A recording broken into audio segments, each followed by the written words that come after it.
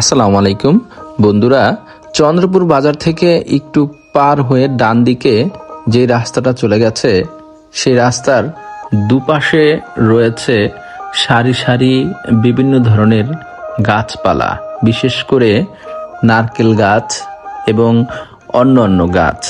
কারেন্টের তার ঘেঁষে ধীরে ধীরে আমরা রাস্তা দিয়ে এগিয়ে যাচ্ছি।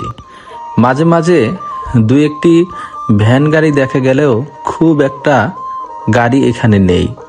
পরিষ্কার পরিচ্ছন্ন একটি রাস্তা, মনে হয় এ যেন রং তুলিতে আঁকা একটি গ্রামের প্রতিচ্ছবি। দেখতে যেমন সুন্দর, এবং এই রাস্তা দিয়ে আপনি যাতায়াত করলে আপনার মনও ভালো হয়ে যাবে। কারণ আপনি যখন রাস্তা দিয়ে যাবেন, কিছু দূর যাবার পরেই দেখবেন যে রাস্তার দুপাশে আর কোনো বাড়িঘরের অবকাশ নেই। এই সামনে একটি ব্রিজ আমরা দেখতে পাচ্ছি।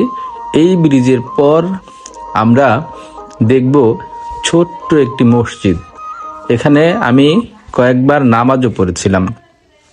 এখন দেখুন দুপাশে রয়েছে অনেক সুন্দর কলা গাছ।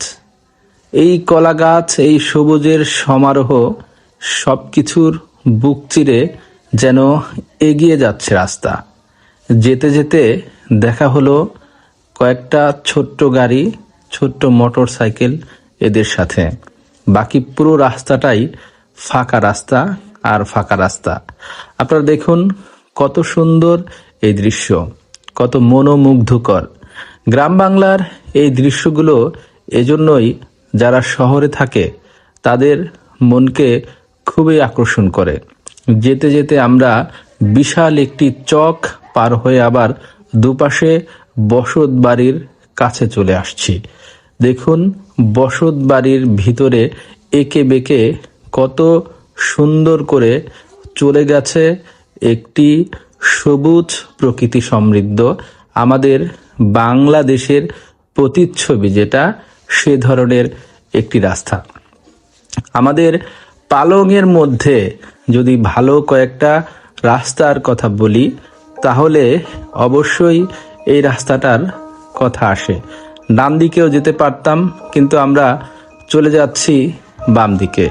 আপনারা শেষ পর্যন্ত দেখুন বাম দিকে চলে যাচ্ছি কেন।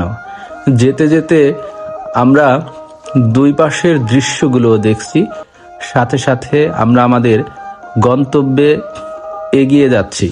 আজকে আমরা যেখানে শেষ করব সেটা হচ্ছে সাবেক সংসদ সদস্য জনাব ইকবাল হোসেন অপুর বাড়ি।